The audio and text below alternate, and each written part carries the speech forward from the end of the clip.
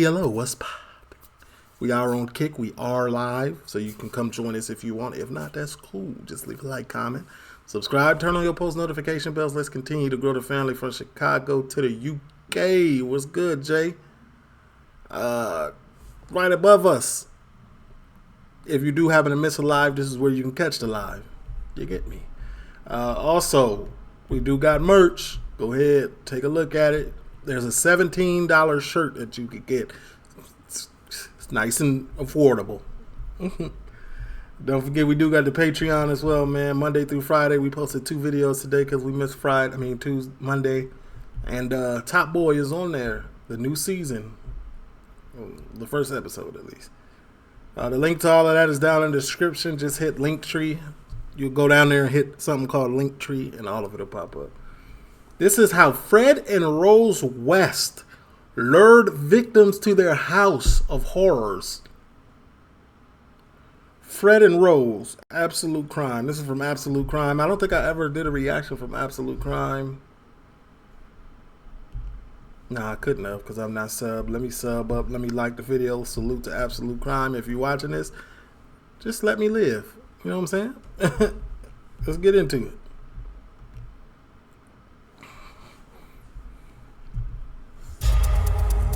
Fred and Rose West are Britain's most prolific and sadistic serial killing couple. They derive... Hold on now. Y'all gonna sit here and tell me about it before we start, or y'all just gonna start? Like, let's get into it. This an intro or something? Oh, okay, we in there. All right, we jumping in immediately? Or is this? How did an pleasure sex... I'm just gonna let it ride out. Fred and Rose West are Britain's most prolific and sadistic serial killing couple. They derive so much pleasure, sexual and otherwise, from the pain of others. How did an ordinary family home in Gloucester become a sordid den of sex, vice and murder? Nothing prepared me for what I met with Rose. Nothing. A place of orgies and prostitution, converted into a torture chamber. You want to believe that they're going to let you go, that nobody can be that bad. 12 girls and young women would be butchered before the killers were stopped. I saw Rose as interested in violence and lesbian sex, pretty much in equal measure and preferably together, and that Fred's role was in many ways to assist her to fulfill her fantasies.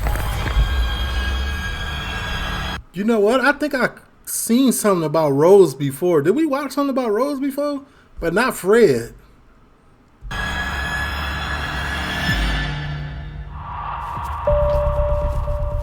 June 1971. And in the cellar of a flat in Gloucester, an 8-year-old girl lay dead. Christ, God. What you done? It's believed Fred West had killed before and got away with it, but this was the first time Rose had taken a life. From that moment on, there's a change in their relationship because they're locked in a deadly embrace. They both have, by that moment, killed. 10 out The of girl 10 in the cellar was reenactments. Fred's 8-year-old stepdaughter, Charmaine. Dang. So wait, it was Fred's 8-year-old stepdaughter, Charmaine. So what was that Rose's daughter, or what's going on? She'd been living with Fred and Rose at their flat on Midland Road in Gloucester. Fred wasn't the girl's father. She was the daughter of his estranged first wife, Rena. Also in the house was Fred's daughter with Rena, Anne-Marie. 17-year-old Rose had been left looking after the girls while Fred was in prison, serving a 9-month jail sentence for theft. There was a bad relationship from the start between Rose and Charmaine. Rose knocked her about and mistreated her and was very cruel towards her. While Fred was in prison, the level of abuse suffered by Charmaine increased. Rose was adept at hiding it, even from Fred's family. He was strict on the kiddies, Ain't no way. so, I mean, fair enough. But I mean, Doug West, Fred's brother. apart from that, there was no evidence that anything else was wrong. Rose had killed Charmaine on her own. Fred had been locked up at the time. We better get this sorted out. But he now took charge of disposing of Charmaine's body, becoming party to the crime. It's what's called joint enterprise. If you and I take part in a conspiracy to murder somebody, and I strangle them and you hide the body, we're both guilty. Fred buried Charmaine behind the flat. He always denied dismembering the body, but the facts suggest this was a lie.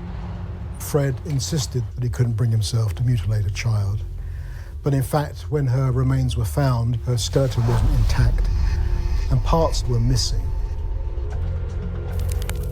Rose has always denied she was involved in any of the 12 murders, but Charmaine's death became key evidence at her trial.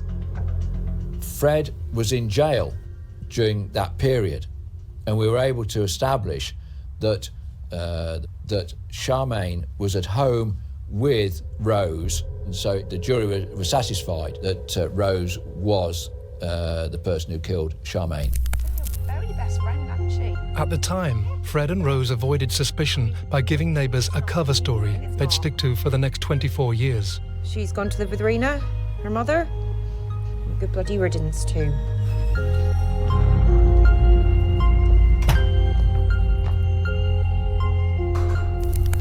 Now, hold on now. You finna tell me that they had an excuse for 24 years about where that little girl Charmaine went, and y'all believed them? Fred's family was spun the same line. When they came to visit, all seemed normal. The children used to go and play together, and we'd have tea and chat and something, and that was it. We never, ever see anything. They hid it well. But within days, the first crack appeared in the relationship between Fred and Rose. She walked out on Fred and returned to her family home, and to the father who, it's suggested, had sexually abused her from an early age. Rose's childhood had been difficult, and her father, Bill Letts, had been an aggressive, violent, difficult man. He'd washed his hands of Rose over her attachment to Fred. Look, I finished with him. You made your bed, girl. You lie in it. But this is my home. It's not my problem. Dad! Fred came to fetch her back. This conversation was repeated in court when Rose's mother testified against her. Come on, Rose. It formed key prosecution evidence. You know what we've got between us. If you ain't out of here in 10 minutes, there'll be another woman in our bed. Dang. Don't look at me.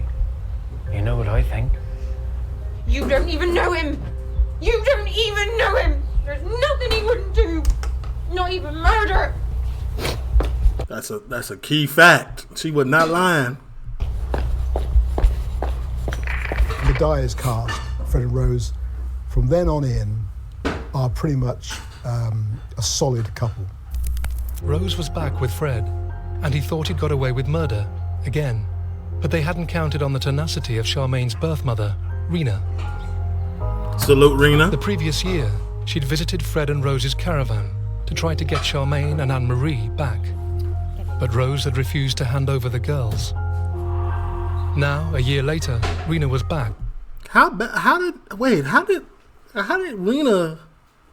Fred get custody of the stepdaughter? And Rena, he's not even biological. Okay. What do you mean I can't have my blood daughter back? This is your stepmom and your stepdad. Give me my daughter before I turn this caravan upside down. As simple as that. All right. Looking for her children. She called to see Fred's father, Walter. He was surprised because he'd believed the cover story that Charmaine was with her in Scotland. Increasingly anxious, Rena left to find Fred. Right. She's asking Fred, and he's palming her off with a lie, because of course she can't have Charmaine back because Charmaine is dead. Rena's persistent questions had become too dangerous for Fred and Rose. Finally, Fred said he would meet her to take her to Charmaine. This is going to be, he literally about to take her to Charmaine. You about to be buried right in the same grave, man. That's crazy. It was a promise that could only lead to one ending. Death.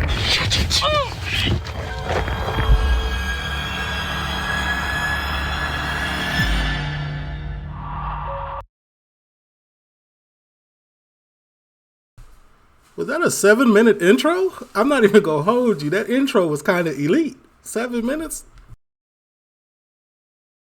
I was fully involved. I was dragged in, you get me.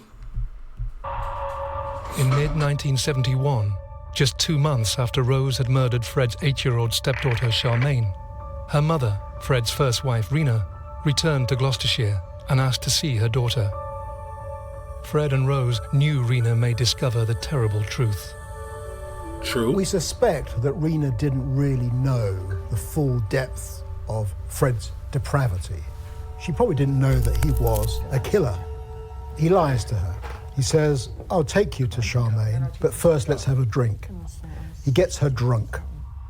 It's believed when she could no longer resist, he murdered her in his car, asphyxiating her.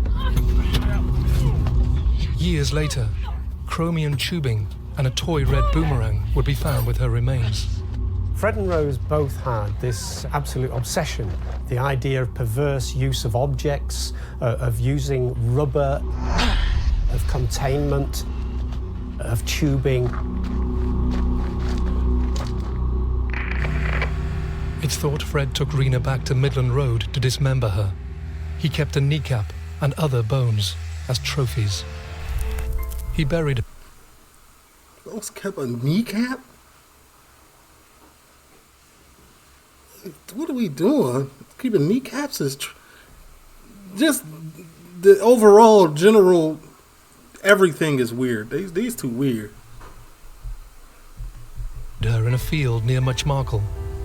In the field next door lay the 16-year-old girl believed to be Fred's first victim, his lover, and the children's former nanny, Anna McFall. Though Fred always denied killing Anna, in 1994 he took police to the graves of both young women. No one reported Rena missing. Well, we assumed she'd gone back to Scotland. With Rena and Charmaine out of the way, the relationship between Rose and Fred entered a new phase. She was sort of gradually taking over him. She was becoming more and more the boss, which eventually she took over completely. Fred and Rose married in January 1972 and went on honeymoon. But the really weird part about this is that it's not just Fred and... Fred was Fred out here on his honeymoon with two randoms and his girl next to him. That's crazy. Rose, it's Fred and Rose. I remember this, the 70s. Rose and another girl who they've picked up somewhere along the line who is part of this bizarre menage. 18-year-old Rose was pregnant and wanted a bigger home for their growing family. They bought a house that would become notorious. 25 Cromwell Street in Gloucester's Bedsitland. Catherine Halliday rented a flat nearby. With Cromwell Street, you could be anonymous and live in it because it was a lot of bed and breakfast, DSS. People came and went all the time. You didn't stay in Cromwell Street for very long. From the start, sex was at the centre of life there for Fred and Rose, as the trial later heard from two lodgers. Within hours of moving into 25 Cromwell Street, Rose slept with them. And soon, almost everyone was sleeping with everyone else. Years later, when Fred and Rose faced trial, I ain't gonna lie to you. Is this a whore house or a horror house? What's going on right now?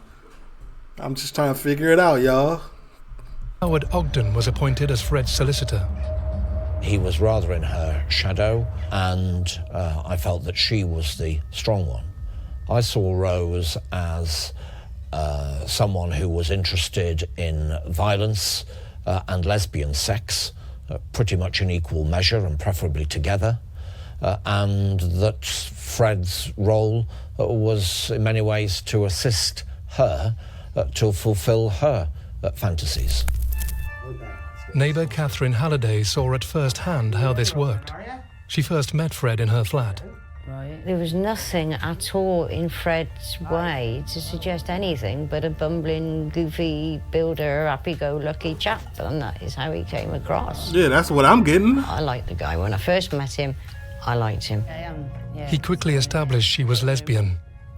Yeah, he wants to pop up and see our Rosie. She loves a bit of that, you know. Catherine accepted the invitation, and Fred took her into Rose's bedroom. Nothing prepared me for what I met with Rose. Nothing. All of a sudden, out of the corner of my eye, I just caught this image of this woman, naked, coming into the room. Now, I'm pretty broad-minded, but that took me completely off my balance. She just draped herself over me. We didn't make love, we had sex. Fred didn't join in. It was her and me. And all the time he was on about Rose and give Rose a good time and she'll give you a good time. Catherine returned to the house for sex sessions several times. But she was very, very domineering, very much so. And she was quite domineering over Fred too. You want to go make yourself useful? Go get my dressing gown. He only ever touched me once. We only ever had sex once. But he was a wee bit more gentle. But she was very cold, very cold. Shortly after moving into Cromwell Street... You went several times, though, so you enjoyed it, ma'am. Fred began converting the house, so he and Rose could explore sadistic sex. One of the most sinister things he does is that he turns the basement of the house into a torture chamber. One of the first girls he took there was his own 8-year-old daughter, Anne-Marie. She later described in court how Fred and Rose raped her and told her she should be grateful. She said she wanted to die. For Fred, the introduction of sex in... Hold on. So, Fred and Rose had a daughter, and at 8, they took her down there to that room like that. To a girl's life experience was the role of her father. It was the father's responsibility to break in their daughters. You don't want any other bastard doing that. So not only is he a predator, he's also a PEDO. They both PEDOs, sexual predators, ARPist, R-wordist, murderers, all over, all weird, freaky, just there. Okay. He said, do you? Shortly after Fred and Rose began abusing Anne-Marie in 1972, they met a 16-year-old, Caroline Owens. Her story provides a unique insight into what awaited their victims. It was almost like, oh yeah, we're just going to rape you or decently assault you. And because we're going to make you a cup of tea after, then we can't be all bad. There is a word I'd like to use, but I can't. What is it? Say it. Head fuck. Who? Complete head fuck. Oh, head. Because you want to believe that they're going to let you go, that nobody can be that bad. She's a survivor, right? You don't believe that. The information that Caroline Owens was able to give us was really very, very important in the case. What happened to her in 72 was a thread that then ran through the other cases. It began late that year, as Caroline was hitchhiking to her family home after being with her boyfriend. Fred and Rose had started trawling the countryside for girls to join Rose in prostitution. They'd come back and say they'd been trying to pick up girls out of... So Fred was the pimp. To me, Fred sounded like a pimp. He was in the room watching, made sure things went well, handled all of Rose's needs, and transported, found women. Like, he was pimping. Weirdly pimping, but you know. Care, who had nobody, so obviously wouldn't be missed. Hi there, darling.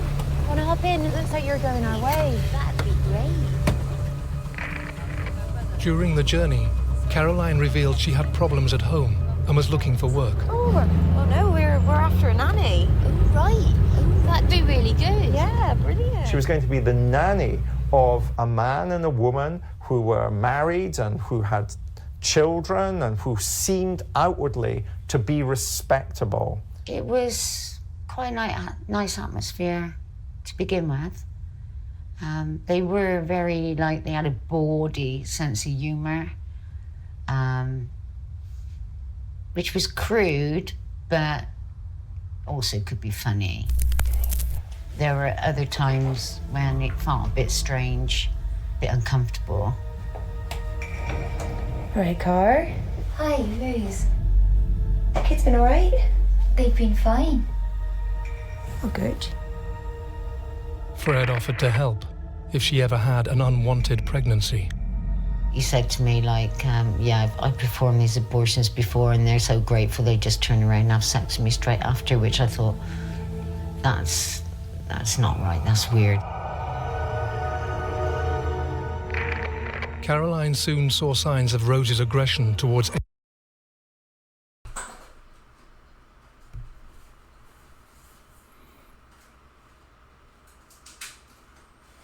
He was doing at-home abortions and said they would turn around afterwards and do it like... Ain't it a mess down there after? Don't it take like 2-3 days or something for you to get right, like, you know, a week? Okay. 8-year-old Anne-Marie, the daughter of Fred and Rena. I'm just going to get a glass of water. Okay. Rose lost her temper with her on a few occasions. What the hell do you think you're doing? I'm just going to get a glass of water. You'll have absolutely nothing back in your bed now! One evening, Fred was explicit about Anne-Marie's sexual abuse. She ain't no virgin. Anne-Marie was in the room at the time and I saw her face go down and blush. Why would you... What do you mean she ain't a virgin? Why ain't she a virgin? I think it was almost like a test to see if I was curious. I think he thought that he could groom me. Hey, nothing like that now. Fred backtracked, coming up with a story to explain away what he'd said. He said, oh, she had an accident on a push bike and the saddle came off and the part the saddle sits on penetrated her. Fred now feared Caroline might reveal what he'd said. She was about to discover how Caroline, you believe that? You believe that that happened? Ain't no way. Manipulative he could be. Since moving in, she cheated on her boyfriend with a lodger, and Fred and Rose had found out. You want to be careful about what you're thinking, innit? He was blackmailing me. You wouldn't want your boyfriend finding out about all this bed-upping you've been doing here. However, Fred's hostility soon evaporated. He and Rose tried to draw Caroline into their world. You all right then, Car? The characteristic manipulation by psychopathic individuals is one of charm and disarm. It's a cat and mouse game. He said, oh, there's me and Rose, a couple of friends, we've got a sex circle. That's something you might be interested in? I knew that was definitely something I didn't ever want to be a part of. Caroline had seen and heard enough. Just weeks after taking the job, she walked out on the Wests. But she wasn't out of their clutches yet. Rose had wanted sex with Caroline and was furious. She and Fred devised a plan to use their charm to abduct and rape her. Caroline was vulnerable. Age 13, she'd been sexually assaulted by an old man in public toilets. He's lying. Why are you believing him? The incident destroyed her self-esteem and trust in the establishment. People not only did not believe her, they actually sympathized with the person that she'd accused of the sexual assault. This is the 60s. This is before we began to really understand about the levels of sexual abuse against children in our culture. I just felt like nobody cared about what happened to me, and I just felt I was doomed to probably die young and probably at the hand of some crazy person of some sort. And it was almost like, you know what, I don't care. She was very nearly proved right. On December the 6th, 1972, now age 17, she was hitchhiking home after seeing her boyfriend, Tony. Rose knew exactly where Caroline would be and at what time of the night, and they set out and trailed her. Fred later told police the plan that night was to sexually assault and perhaps murder Caroline. Car! I was thinking they're going to be really angry with me because of how I left. Car, darling, what are you doing? Come on. Look, we're so sorry about before. Look, we're all really missing you. All of us, the kids, just, we were really hoping you'd come home. Come on, Car, get in. Come on, get in the car. We're having a laugh. This is awful weather. You're home. Come on, get in. Get in. Rosie will get in the back with you. Caroline Owens had no idea she was about to become the only known victim to survive a full-on attack by... They are creeps. Even the way, like, the reconstruction of it is like, they're just... Oh, I was only joking around with y'all. What are you talking about? Creep? Fred and Rose.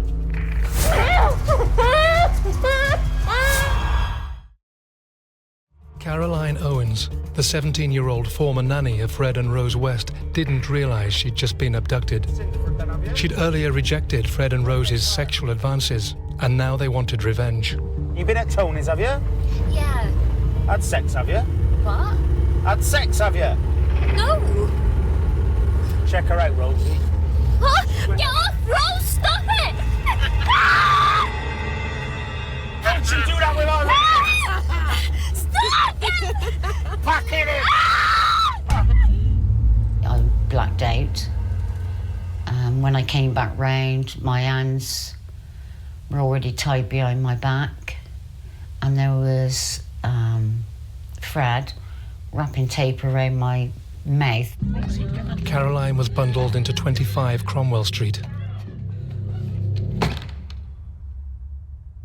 Her account of the 12 hours that followed provides unique insight into the sadism and torture that accompanied the subsequent murders. 23 years later, her first-hand testimony would prove crucial. I feel like it's about to get real dark right now. In court. This has all got out of hand, Caroline. We didn't want to have to hurt you. Now, I'll take that tape off, but you keep quiet, right?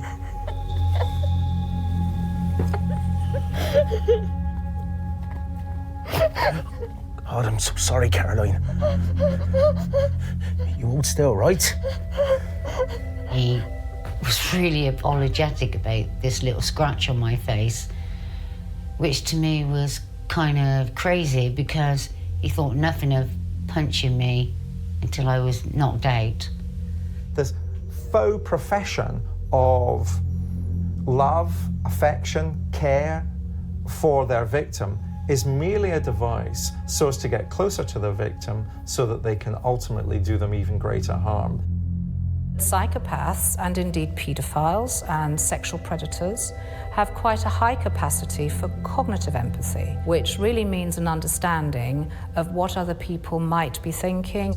And this is very different to affective empathy, which is feeling what the other person may be experiencing. I don't got neither one. I don't know what you're thinking or can feel. I don't care. Me personally. But that, yeah, okay, that makes sense. Rose was 3 months pregnant. Here, Cara, guess what? Oh, Rose, she's got another bun in the oven. So now she's going to need you more than ever. Why don't you move back in with us, eh? Come on, then. Me and the kids. I missed you so much. Just come home. Things will be different this time. I promise. Get off me! She's struggling. Come on. I started shouting and they gagged me, but this time they used like cotton wool and some kind of piece of white cotton material. Stick it in there. That's it. Caroline was stripped. It was embarrassing because I'd never actually been naked in front of any of my boyfriends. It was always a case of under the sheets type of thing. Come on. What's wrong with you? Fred said he'd found a physical problem with Caroline, but could sort it. Because of all his talk about abortions, first thing that came to my mind when he said there was something wrong with my genitalia was it's going to be some kind of operation. I was just petrified. I thought I was going to be operated on when I was still conscious. Right, Rose. Hold her legs open. Rose had grabbed my legs and held them apart. And he must have took his belt off.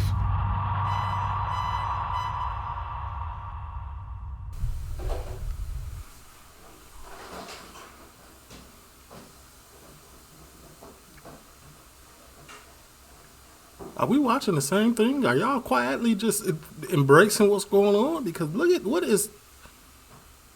He had the buckle side to it. I was just more relieved that it was that and not a knife. Rose must have got some water and she was wiping me down with cotton wool. Finally, she thought she might escape. Help me! Help!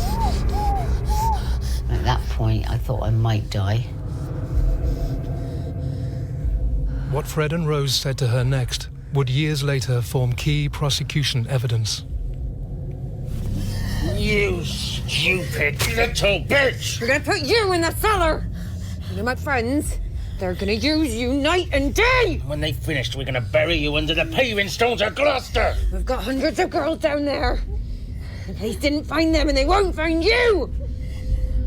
That, to me, was the lowest point then. And I just wished I'd died. Then, whilst Rose was out of the room, Fred raped Caroline. He wasn't rough for me, he was very gentle with me. To me, it felt like he just wanted to have a little go at me as well. And suddenly, she saw a chink in their relationship. Sorry, Car. Shouldn't have done that. You're supposed to be here for Rose's pleasure, not mine. Don't tell her what I done, she'll kill us. Listen, if you promise us not to tell her, move back here to live. I'll let you go. Okay?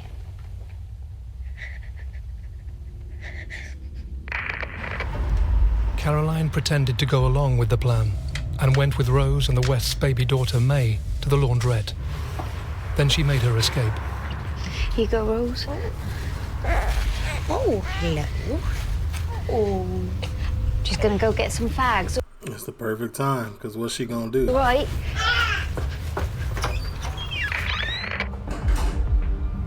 Caroline's mother persuaded her to go to the police, where a detective questioned her to test her story. He was quite a big, intimidating guy. It was like he was accusing me, saying, "Oh, you've had sex with this person, you've had sex with that person." It just made me feel really bad about myself. Caroline couldn't face a similar grilling in court, so didn't press charges of rape. This is before we really started to think long and hard about how rape victims were treated by the police and by the criminal justice system when they went to court. Instead, Fred and Rose were jointly charged with indecent assault causing actual bodily harm. In January 1973, they were fined a total of £100. Here's the thing, they learned from that attack on Caroline. Serious? They learned one particular thing, that if they didn't want to get arrested and charged and appear in court, then the next time they wouldn't let their victim survive. There was so much just guilt about all that. I just made everything worse. It's almost like, oh, wow, we got away with it. But only by the skin of our teeth. So next time they gotta die. We now move into another phase of their murderous career, whereby they murder a series of young girls as part of a depraved campaign of rape. Cromwell Street became a killing factory. Over the next 9 months, 3 girls would die. 19-year-old Linda Goff was the girlfriend of a tenant. Like Caroline, the Wests asked her to be nanny. In April 1973, she left a note for her parents, saying she was leaving home. She moved in with the Wests. You know, you've got the loveliest face. Now, they could pick their moment. Linda was gagged and bound, like Caroline. It's not known how long Fred and Rose kept her alive. People assume these are girls who were simply murdered in some traditional way, in that you're suffocated or you're stabbed or whatever it was. These did not come into that category. Many of the West victims were tortured. Several of Linda's bones were missing when her dismembered remains were found. Fred claimed he cut up bodies so they'd fit in a small, quickly... I swear, they were the worst of the worst. They did everything possible. Like, I be hearing, like, some of these serial killers, they be doing some of this stuff, like some or the other, but they did everything. They dismembered, they did it all. Tortured, killed, all of it. Dug grave. But Linda's burial shows this was a lie. She was dumped in his vehicle inspection pit, which could easily have held her intact body. The truth, surely, is that he enjoyed cutting her up. But on this, their first sex killing, they made 2 miscalculations. Firstly, Rose sorted through Linda's clothes and kept the one she liked. Secondly, Linda had a mother concerned enough to come looking for her. When we recovered Linda Goff's remains, we interviewed both parents, and it was a very touching and almost surreal description by Mrs. Goff of going round to Cromwell Street. She saw Linda's clothes on the washing line.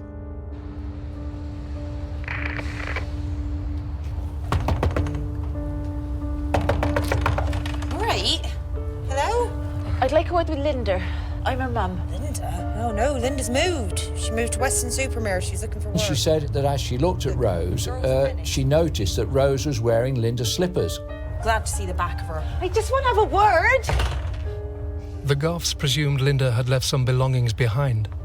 They told a neighbour, who was a policeman, that she was missing. But as Linda wasn't thought vulnerable, it wasn't pursued. The Goffs tried to trace her themselves, but in the end, simply accepted Rose's account. The normal response is, my daughter's gone. I don't know where she is. But I suspect what... I feel like me as a parent, like, I'm never accepting that. I need to physically see or hear her. Like, you know what I'm saying? Like, I'm not taking your word.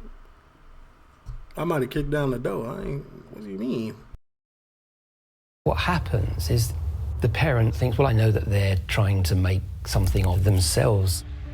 Within weeks, the West set out to kill again. They'd fine-tuned their system for abduction and killing. Victim choice is absolutely crucial in relation to thinking about the Wests as serial killers.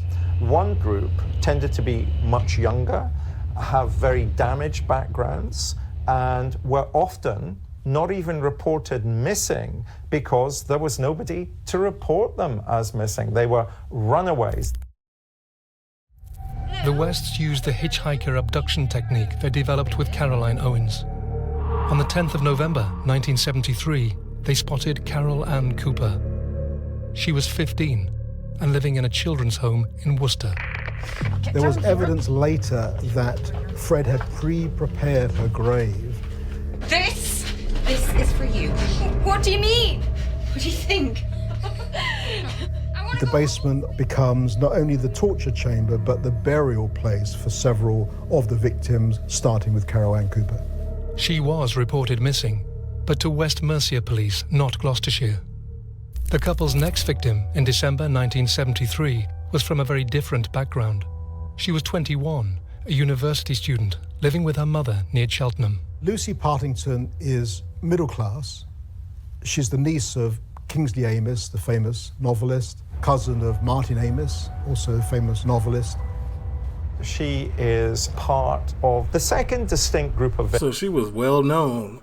So if you did this to her, like people was gonna come looking there, right? Victims, educated, older than the first group of victims. Sweetheart, what are you doing waiting for a bus in this horrible weather? And I think Rose was quite central, crucial in convincing intelligent young women that it was safe to accept a lift from somebody like Fred West. It's not known how long Lucy's ordeal lasted. It's believed Fred and Rose did not allow all their victims to die quickly. An act-focused serial killer simply wants the victim dead as quickly as possible. Process-focused serial killers, like the Wests, want to stay in the moment of killing for as long as possible because it's those moments of killing that give them the greatest amount of psychosexual pleasure. Lucy was reported missing, and there was a big murder investigation. But as with Carol, no link was traced to the Wests. In April 1974 came another 21-year-old educated victim. Teresa Siegenthaler, a Swiss sociology student. Okay, now I'm really interested in how, because they just under the radar in all of this, but how is they getting caught? How did they get caught? Was on her way from London to Holyhead.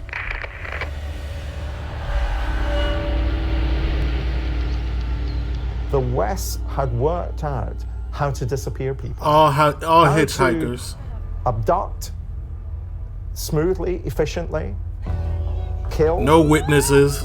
And disappear those victims without anybody being able to trace those victims back to Fred and Rose. That November, Shirley Hubbard, a 15-year-old in care, was subjected to an extreme form of bondage. When they found her remains, she'd been encased in tape and other bonds, so she was almost in a cocoon. And to make sure that she could breathe whilst they tormented her, they inserted this pipe into her nasal passage so that she could be tortured and her scream would be completely muffled. Months later, Juanita Mott, 18 and from a broken home, became the next victim. Her family never reported her missing. Hers was the 5th burial in the cellar, which was now full. The house was already a brothel, and at about this time, the Wests began prostituting Fred's daughter, Anne-Marie, now aged 12. They introduced her to men they meet in pubs. Get in. To some of Rose's clients.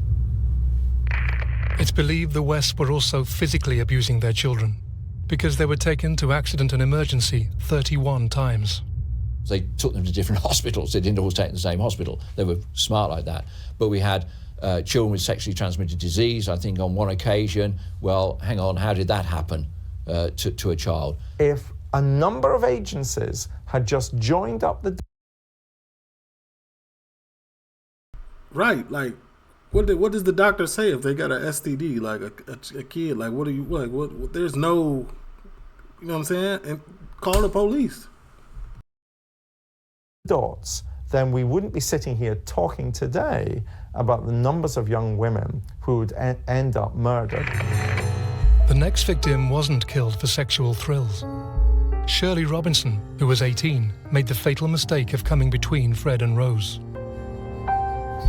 She moved in as a lodger in 1977.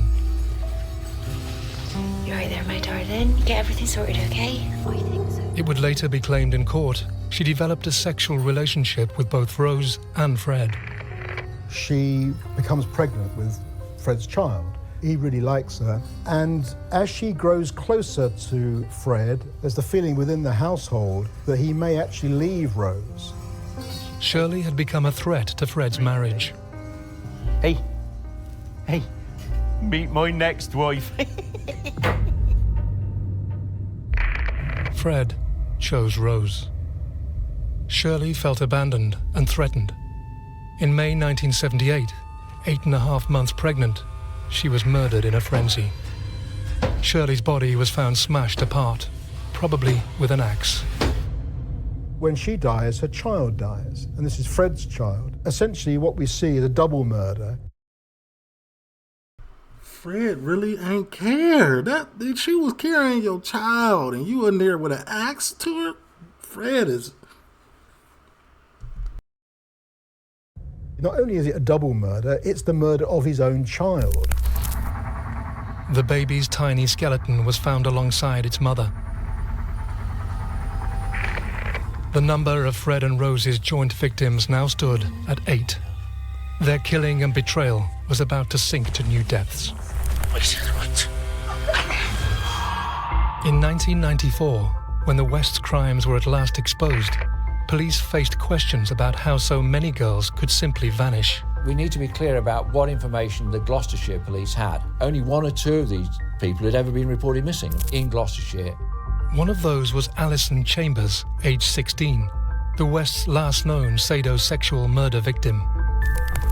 In 1979, she lived at Jordan's Brook care home in Gloucester. Fred had started hanging around outside to offer lifts to girls. Like others, Alison was taken back to meet Rose. She has this rather touching fantasy of the life that she would like to lead, which is living in the country in a sort of cottage with, ivy round the door. Rose showed her a property she said she and Fred owned. When you're 17, you can come and visit us on our farm. In fact, the photo came from an estate agent's brochure. Alison was completely taken in and wrote to her mother she'd moved in happily with a family. She was murdered one day that August.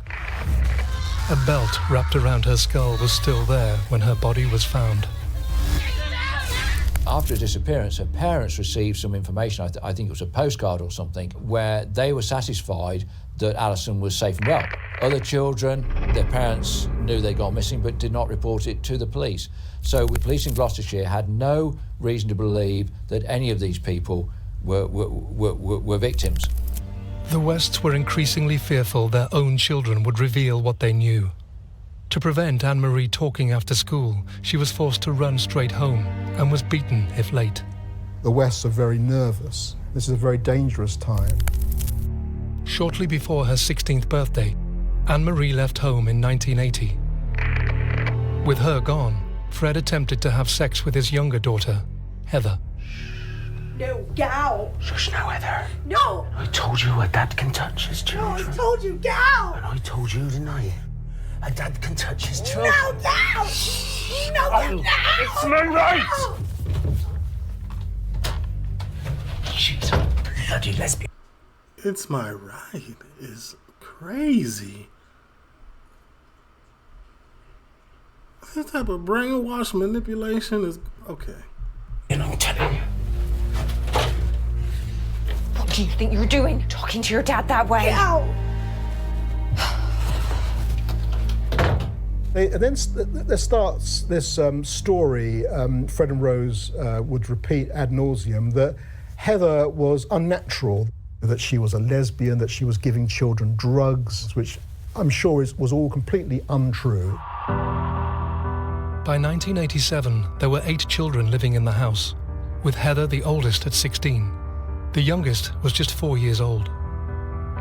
Tensions deepened after Fred and Rose discovered Heather had mentioned details about her home life at school, including the fact that Rose had lovers at Cromwell Street.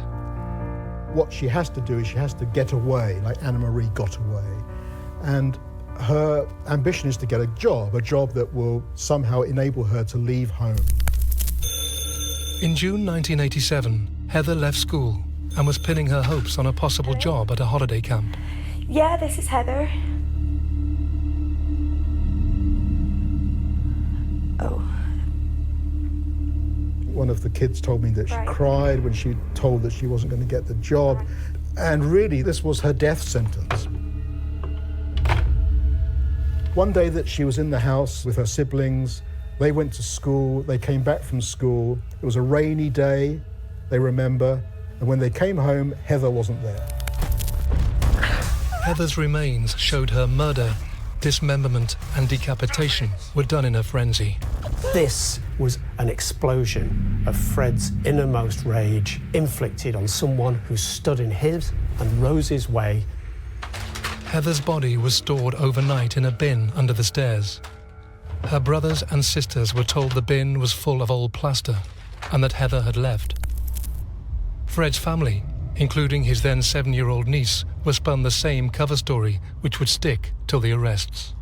I remember Grandad asking Fred once how she was getting on, and Rose answering instead of Fred and saying that she'd got some job in some holiday camp somewhere, and they got a letter if she felt like it, and they were letting her live her life.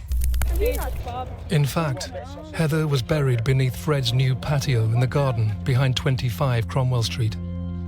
His niece then threw a barbecue on top of it. Like, Fred it's a wild dude. We trying to give all the credit to Rose, but Fred was wild too. Sam joined the barbecue party. Fred got some real issues. To celebrate its completion. Heather was the last known murder victim, killed because Fred and Rose feared she'd talk. But others survived to expose the truth. Catherine Halliday began her relationship with Rose a year later. We'd chatter, we would laugh and we'd talk and different things, and we'd watch movies. But then she started to get really, really heavy. Fred and Rose produced a secret suitcase.